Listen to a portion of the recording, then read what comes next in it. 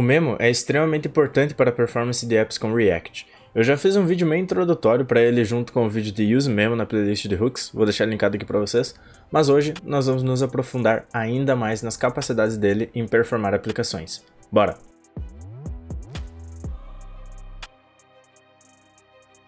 Fala galera, beleza? Eu me chamo Real, sejam bem-vindos a mais um vídeo e eu estou trazendo para vocês mais um vídeo da Tips and Tricks, onde eu vou ensinar algumas dicas aqui para vocês sobre performance no React.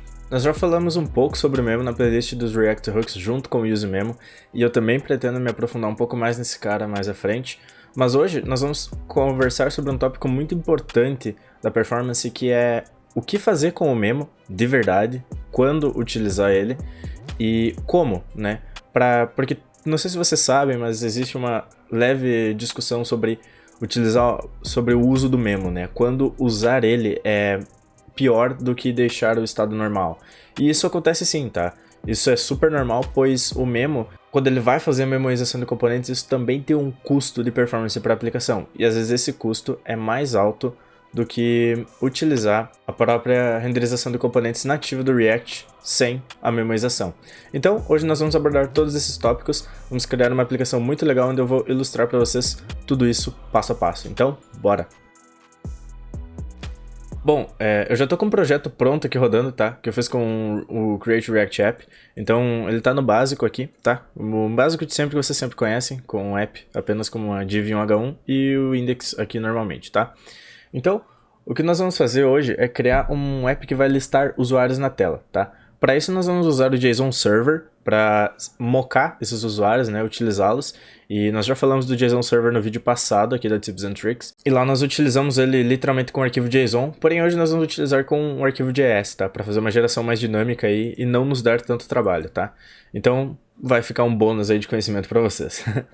Além do JSON Server, nós vamos utilizar o Faker.js, tá? Pra gente fazer uma mocagem desses dados. Então se a gente vir aqui, ó, no Brave e pesquisar por Faker.js, ó, a gente vai ver o que a biblioteca é capaz de fazer, tá? Então, o Faker.js, ele basicamente é um cara que gera dados falsos, né? Então nós vamos utilizar, por exemplo, o e-mail para gerar os e-mails do usuário e afins, né? Então ele vai nos ajudar bastante aqui na nossa aplicação, tá? Então, para instalar esses caras, nós vamos fazer o seguinte, nós vamos fazer yarn add JSON server, JSON server e faker com -d maiúsculo, tá? Pois ambos são dependentes de desenvolvimento, então a gente vai instalar dessa forma, tá? Enquanto ele está instalando aqui, nós vamos ver aqui no nosso package.json, tá? Ele vai instalar aqui como dev dependencies, eu gosto de deixar as devs dependencies logo abaixo das dependencies normal, porque daí eu tenho tudo junto num lugar só, né? E aqui nos scripts, nós vamos fazer um pequeno script pro JSON Server, tá? Então, aqui nós vamos fazer o script server, que a gente já fez no último vídeo também, né? Então, ele vai executar o JSON Server com um delay de 1000 milissegundos, que no caso totaliza 1 segundo. Nós vamos fazer o "-watch", né, para ele ficar observando e reatualizando o servidor para que a gente não tenha que fazer isso manualmente. Vamos colocar a porta 3333 e no arquivo server.js, tá? Beleza, já criamos o script aqui. Eu já expliquei a respeito disso aqui para vocês no último vídeo, então eu recomendo que vocês vão lá dar uma olhada, tá? E aqui eu vou criar o server.js, certo?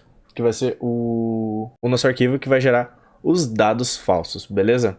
E aqui nesse arquivo, deixa eu só fechar o terminal aqui, o que nós vamos fazer é importar o Faker, e aqui a gente vai utilizar a importação padrão do Node, tá? Que é o require, tá? Então a gente vai fazer um const faker, require faker, para importar esse cara, ao invés de importar com o import normal que a gente está acostumado no React, tá? E aqui nós também vamos fazer um module.exports, tá? E daí a gente vai exportar uma função, né? Nesse caso aqui a gente está fazendo que o module.exports receba uma arrow function, tá?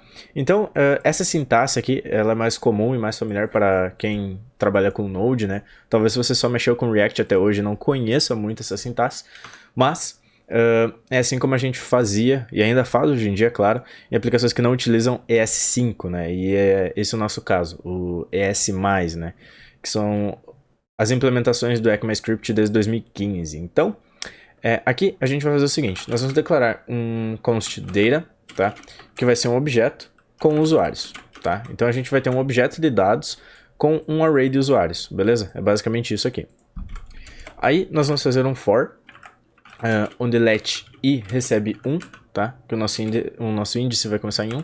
A gente vai fazer I, enquanto I for menor que 2000, a gente vai fazer um increment de I, tá? Então, isso aqui basicamente é um for, tá? For nativo, padrão, que a gente conhece desde o C. Então, aqui dentro, nós vamos fazer o seguinte, data.users, então a gente vai acessar os usuários aqui do nosso data, né? E como usuários é um array, e a gente quer mandar os dados que forem gerados nesse laço aqui lá para ele, nós vamos fazer um ponto push, tá? Que é para mandar dados para um array. Nesse push, nós vamos mandar um objeto, porque cada usuário, dentro desse array aqui, vai ser um objeto. Então, como cada usuário aqui nesse array vai ser um objeto, aqui dentro a gente vai mandar os dados desse usuário, certo? Então, aqui o que nós vamos fazer é que esse usuário vai ter um ID, esse ID vai ser igual ao I, né, que inicialmente é em 1 e ele vai ir até 1999. E aqui a gente vai ter um name para esse usuário, que vai ser onde a gente vai utilizar o faker, nesse caso, né, a gente vai fazer um faker.name, né, que a gente quer gerar um name e a gente quer gerar o first name, tá? A gente quer gerar o primeiro nome, apenas. E o e-mail vai ser o faker.internet.email, tá? Então, o faker, ele tem diversas maneiras, tá? Diversos utilitários para gerar dados falsos. E a gente pode conferir isso aqui na própria página aqui do GitHub deles, ó. Eles mostram aqui os métodos de API que eles têm, né? Que a gente pode gerar cada coisa aqui.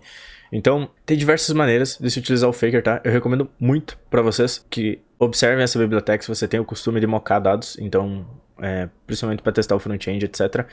Então, ela é muito interessante. Vocês podem chegar aqui no GitHub dele, faker.js, tá? Então, após fazer isso, a gente vai ter um usuário gerado com um ID, um nome e um e-mail fake, tá?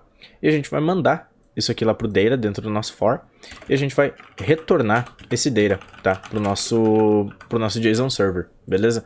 Então, basicamente, tudo isso aqui, tá? É do JSON server. A gente está exportando uma função para ele, onde a gente vai exportar um objeto com dados dentro. Dentro desse objeto de dados a gente tem os users, que é um array de objetos de usuários. Aí esse objeto aqui de usuário, ele está sendo gerado tanto pelo for quanto pelo faker, tá?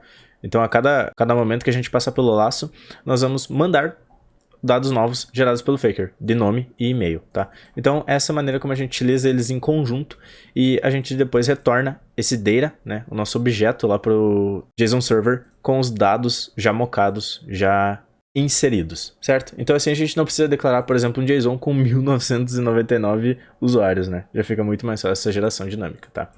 Eu sei que eu tô exagerando aqui na geração de usuários, mas o objetivo é que realmente seja grande para que seja pesado e vocês possam ver a melhoria de performance que o Memo vai gerar quando a gente aplicar ele nessa aplicação, tá? Geralmente a gente utilizaria paginação e isso não seria tão pesado, mas no nosso caso aqui a gente vai forçar a barra mesmo para ver um componente um pouco mais difícil de se lidar, certo? Então, agora nós vamos criar aqui uma pasta de components, tá? Onde a gente vai fazer alguns componentes. O primeiro componente vai ser o user.jsx, tá? E daí sempre quando eu começo com JSX eu altero o resto. E aí no caso a gente vai precisar reiniciar o nosso servidor, porque ele buga quando a gente está utilizando JSX, quando a gente faz a troca disso, né? E então, aqui nesse nosso componente user.jsx a gente vai fazer um export function user, tá? E aqui a gente vai fazer o return de uma LI, tá? Um list item. Aqui dentro desse list item a gente vai informar algumas coisas, tá? Como o ID do usuário. A ideia é que a gente vai utilizar chaves para usar JavaScript no meio do JSX. A gente vai colocar uma variável chamada ID. Colocar uma contrabarra aqui, isso é só para exibição, tá? Nome. A ideia aqui, de novo, uma variável chamada name. Uma outra barra aqui de exibição. E-mail, mostrando o e-mail do usuário, tá? Só que essas variáveis aqui, elas não são conhecidas. A gente vai pegar elas através das props, né? E daí a gente vai desestruturar as props aqui, no nosso caso, e a gente vai pegar ID, name e e-mail, que são as props que a gente está usando, tá? Beleza. Após criar o componente de user, nós vamos criar o componente que vai utilizar ele, que é o users.jsx, tá? Que é o cara que vai exibir todos esses usuários.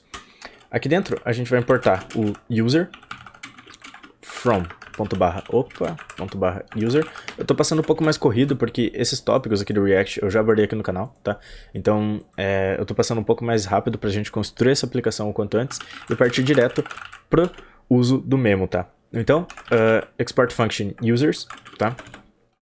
E aqui a gente vai fazer um return, tá? De uma UL, ou seja, uma unordered list. E aqui a gente vai fazer um users, que vai ser uma variável que a gente vai pegar aqui das props de novo, tá? Users. Aí a gente vai fazer um map nesse users, tá? E daí eu quero retornar um elemento cada user que eu passar dentro do map, certo? Então, como eu quero retornar implicitamente, eu coloco os parênteses ali, para não precisar declarar return, né? E daí eu coloco aqui user, ele é self-closing, e o user recebe algumas props. O key para o React poder identificar qual usuário é qual, na hora de deletar, adicionar e editar. Então a gente passa o user ID como chave única, né? Que vai vir desse objeto de user aqui. A gente passa o ID, que é user.id, porque ele vai precisar do ID para utilizar lá dentro, né? O key é só para o React, então a gente passa o identificador único, que é o ID. E o ID é para o nosso componente, e daí a gente passa o mesmo identificador único. Aí em name, a gente passa user.name. E e-mail, a gente passa user.email. Beleza, então agora a gente já criou o componente que consome user e exibe esses users, né? Passando as props que ele consome aqui dentro, certo? Então, eu podia fazer isso aqui muito mais simples, tá? Como user é só uma li, eu podia declarar ele aqui dentro sem problema algum, tá? Mas o nosso objetivo aqui vai ser observar a renderização de componentes a cada estado que muda na aplicação, tá?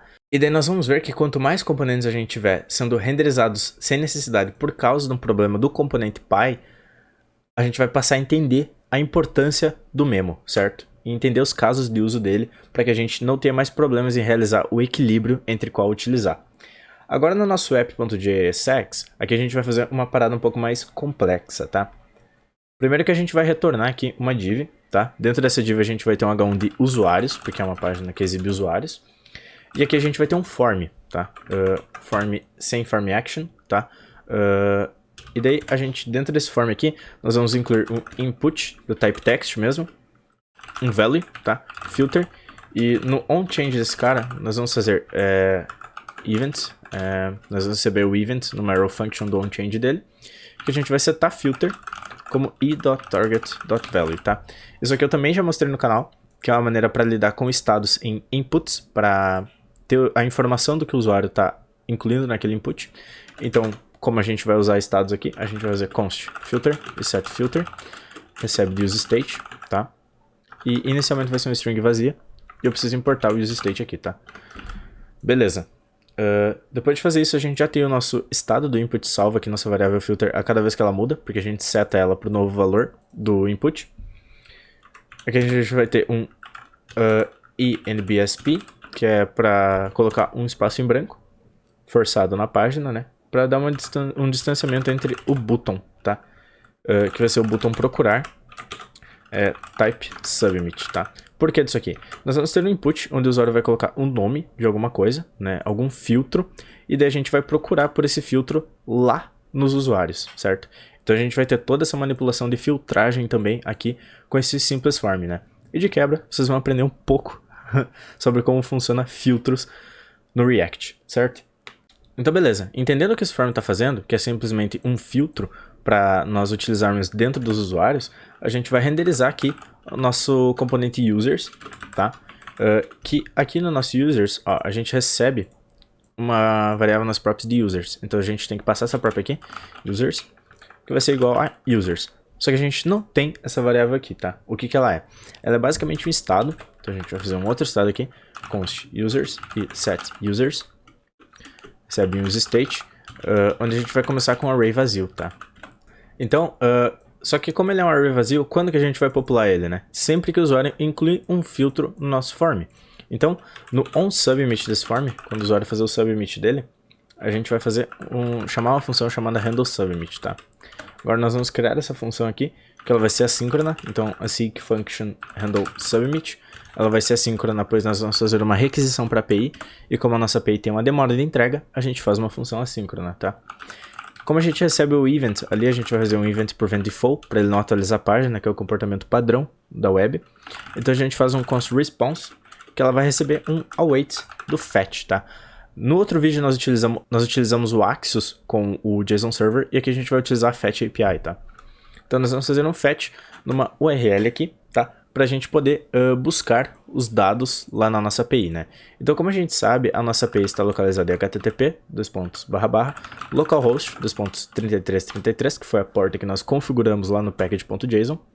E o filtro que a gente quer é procurar em users, tá? Que é esse endpoint aqui, né? Cada carinha que tiver aqui, por exemplo, se eu tiver admins, vai ser um array só de usuários admins e etc. Cada um desses é um endpoint, tá? Então se eu fazer localhost 3333/users, eu obtenho os usuários, /admins, eu obtenho os admins. Então é assim que funciona, tá?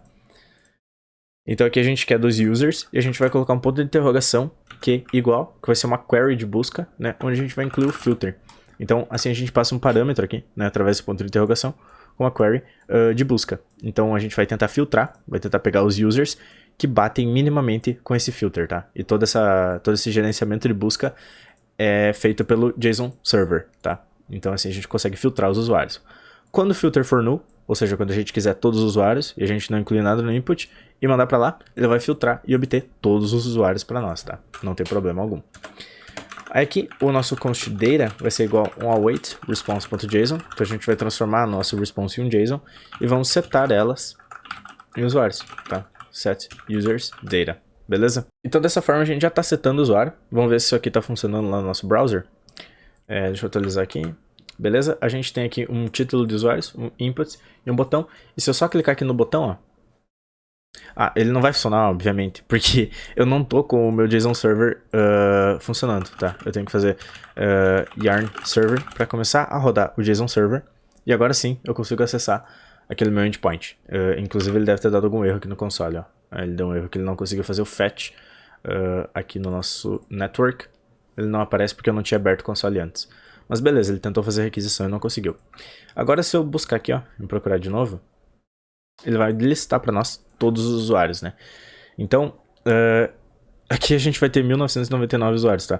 Então a gente tem o nome de cada um, tá? Com o e-mail, às vezes o e-mail não bate com o nome, mas o que importa é que ele gerou dados únicos, tá? Dados fakes.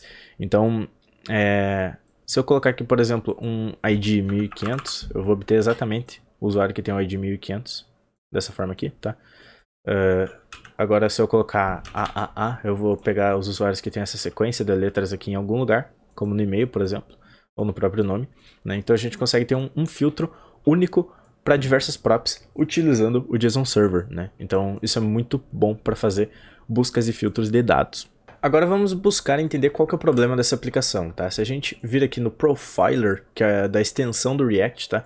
Do React Developer Tools, recomendo demais essa extensão para vocês. Na real ela é praticamente obrigatória para esse momento, tá? Ela existe tanto para Chrome ou Chromium e para Firefox, tá? Então você deve conseguir rodar ela no seu navegador. Então essa extensão ela provê duas abas, a Components, tá? Onde a gente pode observar os componentes que a gente tem na página, e a Profiler, tá? A Profiler ela grava dados a respeito da nossa aplicação.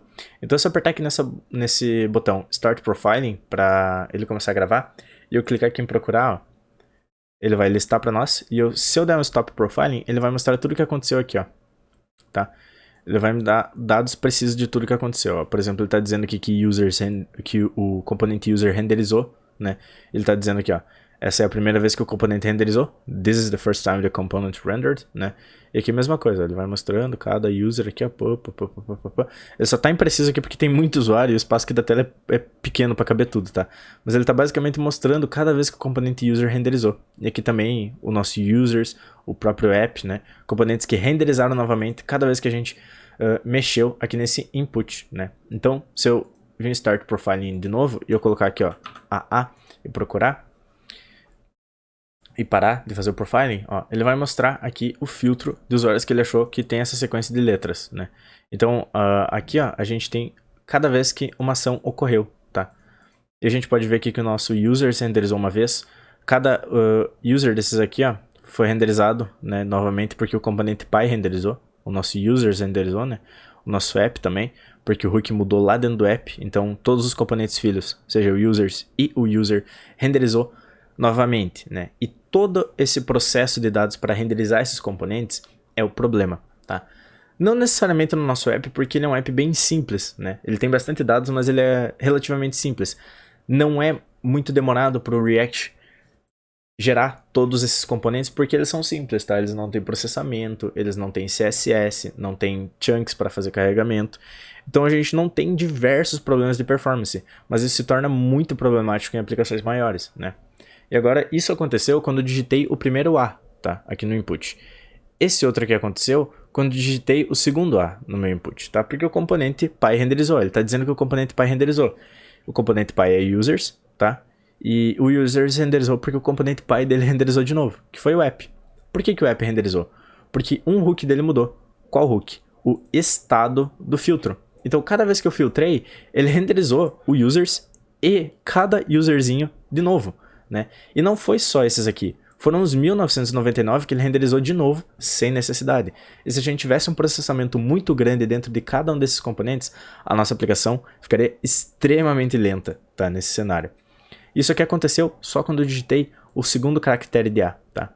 Aconteceu no primeiro, aqui nesse amarelo, aconteceu com o segundo A, aqui no azul, e aqui no verde foi o que aconteceu quando eu procurei, né? E aqui a gente pode ver que o nosso users demorou pouco tempo para renderizar, né? Ele tá dizendo aqui, ó, props changed. As props de hooks mudaram, tá? E quais são as props dele? Os usuários. São essas props aqui, ó, que a gente recebe em users, né? Então essas props mudaram porque a gente filtrou e obteve novos usuários. Aí cada usuáriozinho aqui, ó, renderizou de novo uma vez, tá? Porque o componente Py dele renderizou. Então, o que acontece, tá? Uma vez tendo montado esse componente aqui, a gente não precisa montar ele de novo, porque o dado do usuário nessa nossa aplicação não vai mudar. Então a gente tem uma possibilidade de melhorar essa performance se a gente simplesmente fazer uma memorização desse dado e apenas renderizar ele novamente quando ele for chamado, né? E não montar ele do zero num cenário de uma aplicação maior, onde a gente tem diversos problemas em tornar nossa aplicação lenta com tanta renderização sem necessidade, tá? E é aí que o Memo nos ajuda, tá? Eu recomendo demais vocês se aprofundarem nessa ferramenta do Profiler. A gente vai continuar com ela aqui para ver as melhorias, né? Ver as diferenças de renderização. Mas ela é a sua maior aliada quando você for analisar as renderizações do seu app, né? E como melhorar a performance dele, beleza? Algumas questões que eu passei um pouco mais rápido aqui, como por exemplo a parte que eu falei das renderizações de estado, cada vez que a gente digitou um caractere ele renderizou tudo de novo, passou por todo esse processo. Se você não entendeu parte disso, do zero, todos esses conceitos no vídeo sobre useMemo e o próprio memo que eu apresentei lá também, tá? Então eu recomendo demais que você vá lá assistir, eu presumo que você já tenha um conhecimento básico deles, aqui a gente só vai mais a fundo para aprender a utilizar corretamente, tá? Então eu recomendo muito aqueles vídeos para você. Então, basicamente, nós vamos utilizar o memo no nosso componente de users, tá? Aqui em users, ó, a gente vai importar o memo, tá? Import memo from React, tá? E a gente vai alterar isso aqui para ser apenas uma function. Tirando a exportação do function, porque a gente vai exportar uma const, tá? Export const users, recebe memo. Users component, tá? Então a gente vai exportar esse users component, que vai ser o nome que a gente vai dar para esse cara aqui, tá? Então a gente vai exportar users, que faz uma memorização do users component, que a gente escreveu aqui em cima, tá? E a gente vai usar o memo também aqui no user, tá? Então eu vou importar o memo from React, e aqui no final a gente vai utilizar o export const user, recebe o memo do user component, que vai ser o novo nome dessa nossa função aqui, ó, tá? E a gente vai tirar esse export dela. Tranquilo? Então, agora nós podemos voltar aqui na nossa aplicação, no nosso profiler, tá? E conferir as melhorias que isso trouxe para o nosso app. Então, aqui se eu pesquisar, ó, procurar, ele vai renderizar tudo de uma vez, tá? Peraí, deixa eu atualizar que eu não botei o profiler para gravar. Deixa eu fazer start profiling, vou procurar. E aqui ele vai renderizar tudo de novo, tá? Mas eu vou colocar AA e vou procurar. E deixa eu dar um pause agora, tá? Aqui na primeira vez ele renderizou tudo, tá? Porque é a primeira vez que todos os componentes estão renderizando.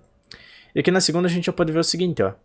O users component, graças ao memo, ele não renderizou. Did not render, né?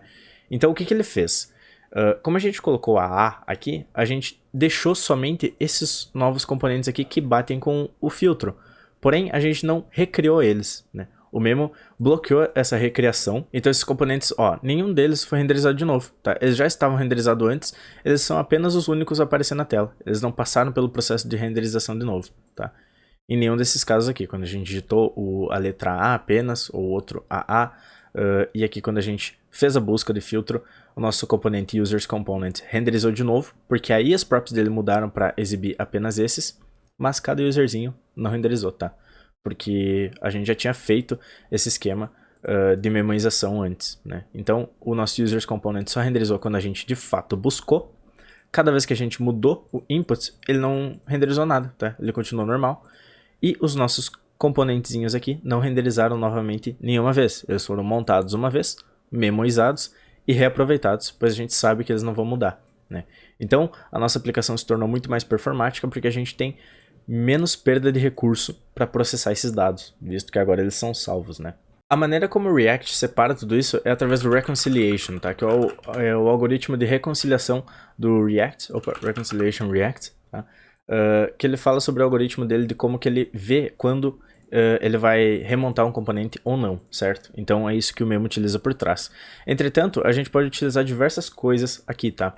O Memo ele também aceita um outro parâmetro que é uma arrow function, tá?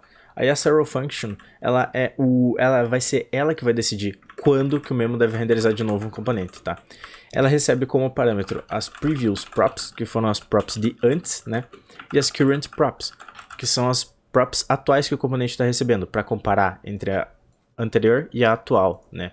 Aí aqui dentro desse objeto, a gente retorna true, né? Ou seja, a gente vai retornar true quando o objeto for igual, né? Então aqui a gente vai retornar true ou false, né? Que são os momentos que o Memo deve renderizar de novo. Então se a gente retornar true, o Memo não vai renderizar o componente, porque ele deve estar memoizado. E se ele retornar false, é porque ele precisa renderizar esse componente de novo, tá? A partir das novas props. Aí a gente pode usar aqui como comparação o object.is do JavaScript, né? Onde a gente compara dois objetos, onde eu quero comparar o previousProps.users, que é uma das props que a gente recebe, né? E a currentProps.users também, né? Então, dessa forma aqui, a gente retorna true ou false se os users das props anteriores for igual ao users da prop atual. Se for, o Memo vai continuar ativo e esse componente não vai renderizar de novo. Se ele retornar false, o Memo vai passar a interpretar que esse componente deve ser renderizado de novo, e ele vai renderizar ele de novo, tá? Isso aqui a gente pode passar tanto no user quanto lá no users, tá? Então vocês decidem em qual que vocês vão passar aí, né? Tanto faz, tá? A utilização, eu prefiro passar no users, mas eu resolvi mostrar aqui para vocês no user, pois ele realmente não muda, tá? Então, quando que a gente vai utilizar essa possibilidade de customizar a maneira como o Memo interpreta, tá? Só quando a gente realmente souber o que está fazendo aqui, tá? Porque agora quando a gente vai conferir esses dados de maneira personalizada, pode custar mais processamento do que o próprio reconciliation do React, né? Então às vezes é bom deixar o Memo fazer o próprio trabalho dele. Então, quando você vai utilizar esse segundo parâmetro aqui, quando você souber o que está fazendo, tá? Quando você souber que isso é melhor que o reconciliation, ou quando o reconciliation em si não está lhe agradando, quando ele não está servindo o propósito que ele tem que servir, tá? Então daí você faz algo personalizado que vai resolver esse problema particular seu, beleza? Isso é tudo para evitar gasto de recurso desnecessário. O reconciliation existe para comparar dados de uma maneira performática e você só vai utilizar essa customização do Memo quando você souber o que está fazendo ou quando o reconciliation não lhe agradar, tá? Além disso, nós vamos definir agora algumas regras importantes sobre quando usar o Memo, tá? Então, visto que ele também gera esses custos de performance que eu comentei antes, né? Então eu vou passar algumas regrinhas que eu utilizo para o Memo, tá? Então, basicamente é o seguinte, a primeira regra vai ser componentes que não recebem props, tá? Esses componentes, eles devem ser memorizados. Por quê? O Memo utiliza as props para comparar se um componente mudou ou não, né? Se ele deve mudar ou não. E se um componente não recebe prop, ele nunca vai mudar. Então, como ele vai permanecer sempre o mesmo, a gente memoriza ele para não ter problema dele renderizar sem necessidade depois, porque ele não vai precisar renderizar de novo, visto que ele não recebe props, tá? Segundo caso, componentes que renderizam muito frequentemente, tá? Que foi o nosso caso aqui também. Foi o caso dos nossos componentes user e users, né? Então, componentes que renderizam muito frequentemente e precisam ser memorizados para evitar todo o processamento dele diversas vezes, né? Que foi o que a gente fez aqui para user e users. O terceiro caso são componentes que renderizam com as mesmas props, que também é o caso dos nossos componentes user e users, né? Então, componentes que renderizam com as mesmas props, eles devem ser memorizados, tá? Pois quando eles obterem a mesma prop, eles não devem renderizar de novo. Então, seria um desperdício do processamento se a gente puder manter eles com o memo, tá? E 4 são componentes grandes, beleza? Componentes grandes, eles devem ser memorizados também, pois geralmente eles têm um custo de performance maior que componentes pequenos para se renderizar, né? No nosso caso aqui de user, a gente tem um componente minúsculo, e aqui em users a gente tem um componente um pouquinho maior. Então, quanto maior for o componente, a gente deve memorizar ele para evitar custo de performance, visto que por ele ser maior, ter mais processamento de dados, ele vai custar mais performance para nossa aplicação, tá? Então, essas regrinhas são as que eu uso, tá? Para balancear o uso do memo com deixar o React renderizar por conta, tá? Então, cada vez que vocês forem analisar um componente e pensarem se ele deve ser memorizado para obter mais performance, vocês veem se ele se encaixa em alguma dessas regras aqui, tá? E o meu parâmetro se um componente se encaixou em alguma delas, tá? Eu uso. Não precisa ser 2, não precisa ser 3, não precisa ser 4, não precisa ser todas, tá? Encaixou em uma, já tô memorizando, beleza? Então esse é o meu filtro, o meu gosto pessoal, que eu tô passando aqui de dica pra vocês, tá? Porque pode ser útil pra você no seu dia a dia. Agora vai de você ver se isso aqui faz sentido na sua cabeça e sair utilizando essa técnica ou a sua, ainda mais se você for a fundo nisso e descobrir maneiras mais eficientes de se utilizar o memo, né? E aí eu peço que você compartilhe comigo, pois eu também tô aceitando dicas. Então, esse foi o vídeo sobre memo. Eu espero muito que você tenha gostado. Esse vídeo deu um trabalhão pra fazer, estudar e mostrar pra vocês, né? Pois aquele filtrinho das regrinhas que eu mostrei agora no final é algo implícito que eu já tenho na minha cabeça, e organizar ele em palavras e mostrar pra vocês de uma maneira que possa ajudar vocês, né? Foi bem trabalhoso, além de construir todo o vídeo e a ideia da aplicação, trazendo conhecimentos pra vocês de API Fake e também do Faker, né? Uma biblioteca muito interessante quando você está trabalhando com mock de dados. Muitíssimo obrigado pela sua presença aqui nesse vídeo, agradeço demais a todo mundo que está acompanhando os vídeos aqui do canal, dando aquela força através do compartilhamento, da avaliação e também da recomendação para amigos, né, e do feedback que vocês me entregam sobre cada vídeo, certo? Eu agradeço demais por toda essa ajuda que eu recebo e eu te espero no próximo vídeo. Muitíssimo obrigado, não esquece de checar nas comunidades do Discord e até mais. Valeu!